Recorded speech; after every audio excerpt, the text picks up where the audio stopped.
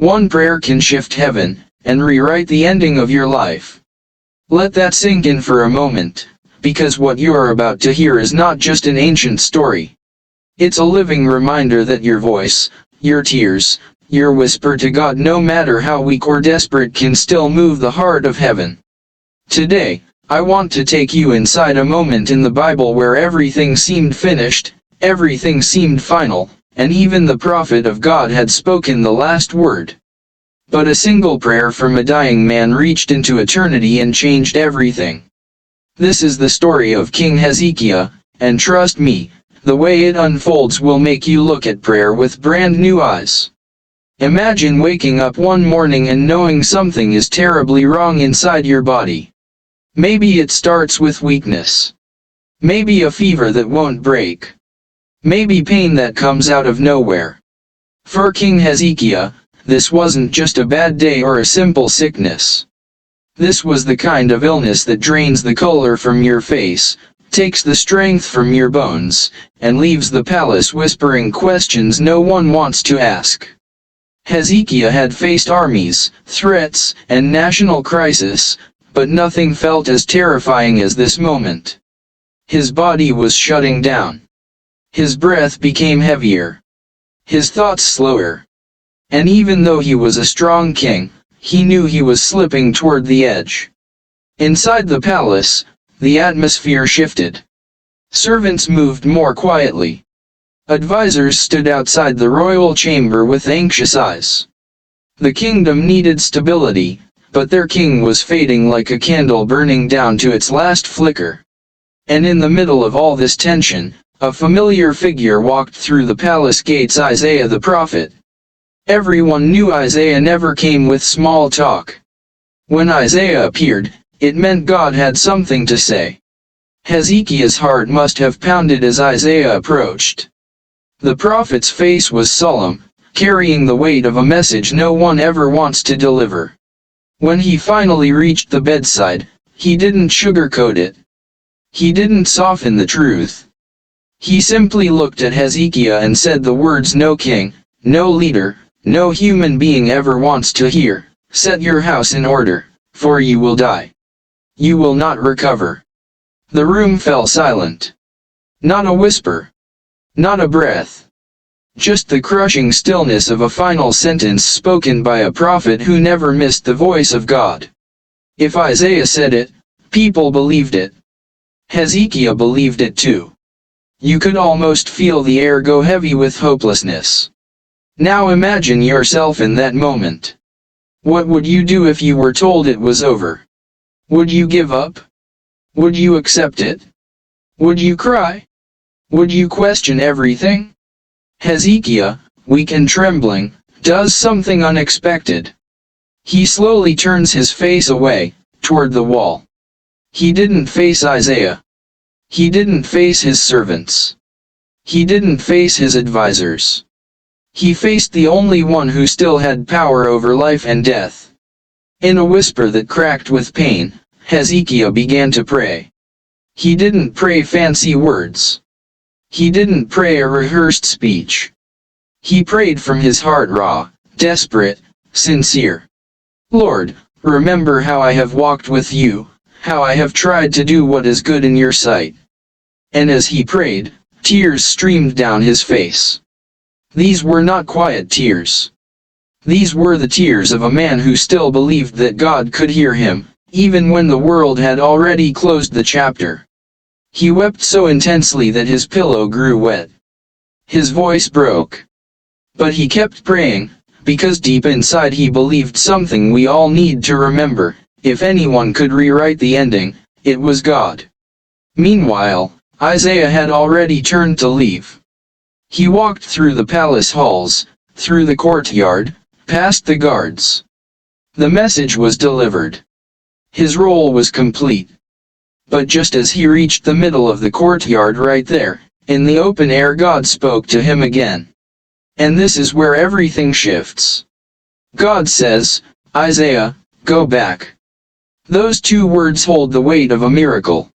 Go back. Return. Deliver a new message.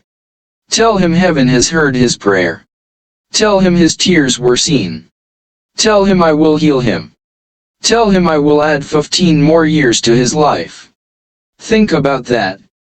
Hezekiah prayed behind closed doors. But heaven answered in the courtyard. His tears reached God before Isaiah could reach the gate. That means God was listening the moment Hezekiah's prayer left his trembling lips.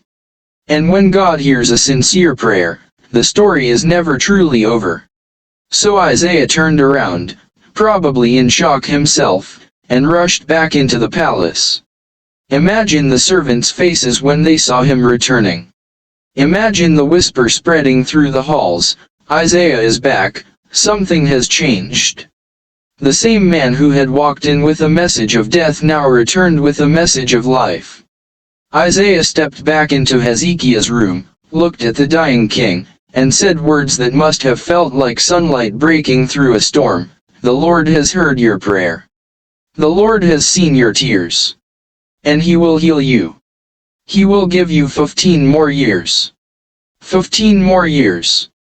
Not minutes. Not hours. Not days.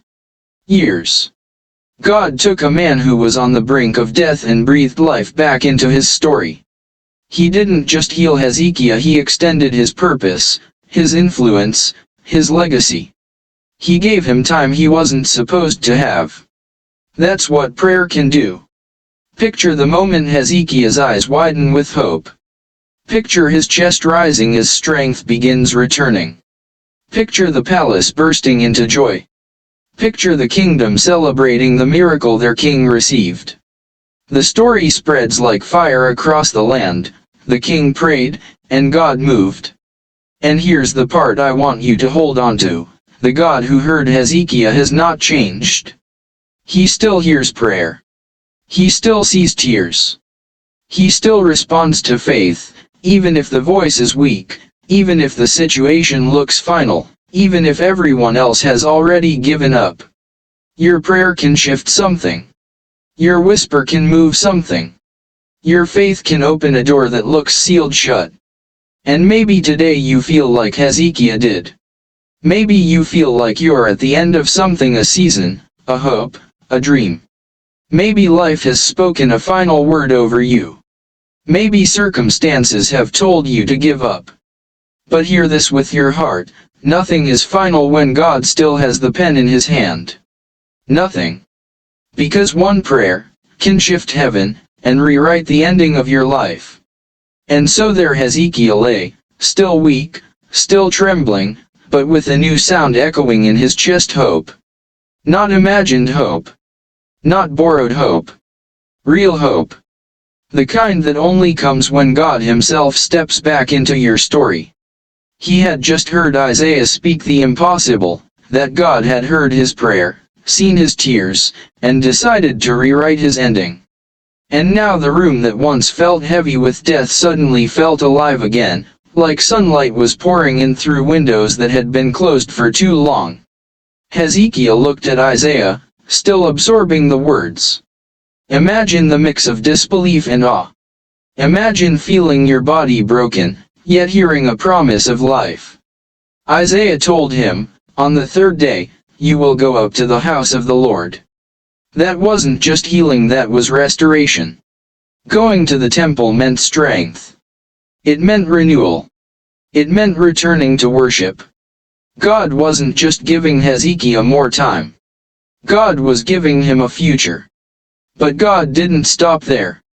He added something extraordinary. Not only will I heal you, God said through Isaiah, not only will I give you 15 more years, but I will also defend this city from the king of Assyria. That meant protection. That meant victory. That meant God was covering not just Hezekiah's life, but the lives of the entire nation. One man's prayer brought healing to himself and safety to his people. That's what happens when God responds to tears. The miracle never stays small. Then Isaiah did something that probably looked strange to everyone watching. He said, prepare a poultice of figures. It was a simple remedy, something people used in ancient times. They placed it on the infected area, and as the figs were applied, strength began returning to Hezekiah's body. This is important, because it reminds us that God often uses ordinary things in extraordinary ways. Sometimes healing comes supernaturally, and sometimes it comes through natural means touched by God's supernatural power. But either way, the miracle is still his. Hezekiah, still processing everything, asked Isaiah a question out of pure human curiosity: what will be the sign that the Lord will heal me and that I will go up to the temple on the third day? He wasn't doubting God. He just wanted confirmation, the way many of us do when we're standing between fear and faith. And so Isaiah, guided by God, gave Hezekiah a choice, something so unusual, so divine, that the whole palace must have paused to listen. Isaiah pointed to the great staircase built by Hezekiah's father and said, "The shadow on the steps, shall it go forward 10 steps or backward 10 steps?" Think about that. Shadow doesn't move backward. Time doesn't rewind. But God was offering a sign that would bend the laws of nature to prove his word.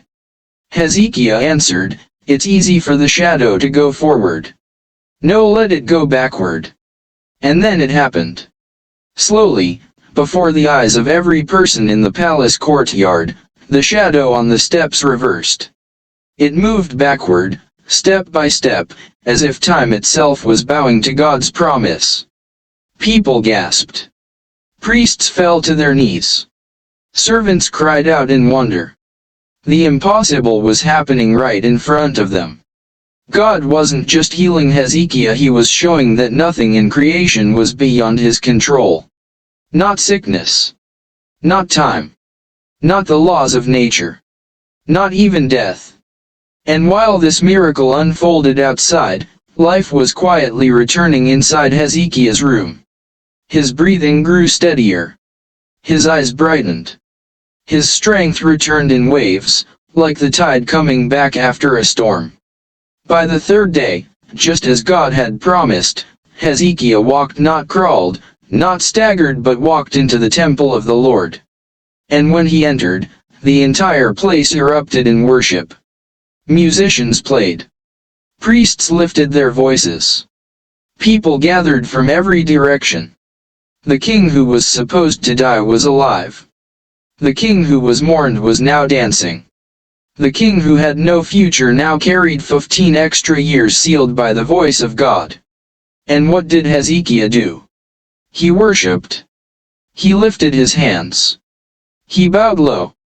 He sang. He thanked God with every breath in his lungs.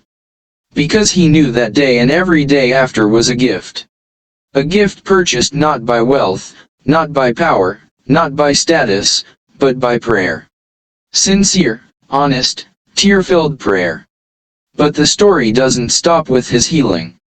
Those 15 years mattered deeply. Hezekiah used them with purpose. He fortified the city. He rebuilt. He strengthened the kingdom. He guided his people.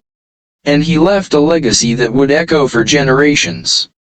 But even more than his accomplishments, it was his story of grace and answered prayer that continued to inspire the nation long after his voice was gone. During those 15 extra years, people would look at Hezekiah and whisper to their children, "That is the king who was supposed to die. That is the king God healed. That is the king whose tears moved heaven." And every family that heard the story remembered one thing: if God could heal him, God could heal them too. If God could rewrite his ending, God could rewrite theirs too. This miracle didn't just belong to Hezekiah. It belonged to everyone who believed in the power of prayer. And let's be honest, we all have moments when we feel like Hezekiah did. Moments when we feel like our strength is fading. Moments when circumstances speak louder than hope. Moments when fear whispers that it's over. Moments when the situation looks final. Maybe the doctor gave you news that broke you. Maybe your heart is tired. Maybe life has hit you hard enough that you feel like turning your face toward the wall, not because you're giving up, but because you don't know what else to do. But that's exactly what Hezekiah did. He turned his face to the wall, away from people, away from distractions, away from noise, and he prayed. Sometimes God waits for that moment when you are not trying to be strong anymore. When you are not trying to impress anyone. When you are not relying on your own ability. When all you have left is honesty. Because God can do more with your tears than you can do with all your strength. Hezekiah's story is a reminder that God doesn't respond to perfect prayers. He responds to honest ones. Quiet ones. Breaking ones. Tearful ones. Sometimes the prayer that feels the weakest is the one that shakes heaven the most. And maybe that's what you need to know today. That God hears you. Even now. Even in the middle of your pain. Even in the middle of your uncertainty. Even when you feel like your story is closing. He hears you. He sees you. And he is closer than you think. Hezekiah lived 15 extra years because he prayed. And maybe your next prayer, the one you pray tonight, or tomorrow, or when your heart can no longer carry the weight, maybe that prayer will open the door to the miracle God has been waiting to release into your life. One prayer can shift heaven. One prayer can change the ending. One prayer can revive what seems lost. One prayer can breathe life where life feels gone. So as you finish this story and carry it with you, remember this: the God who turned a shadow backward can turn your situation around. The God who added years to a dying king can add strength to your weary heart. The God who saw Hezekiah's tears sees yours too. And the God who rewrote his ending is still writing endings today. Your prayer has power. More than you think. More than you feel. More than you know. Never underestimate a moment of honest prayer, because when your voice rises, heaven listens. And sometimes, heaven answers in ways that rewrite your entire story.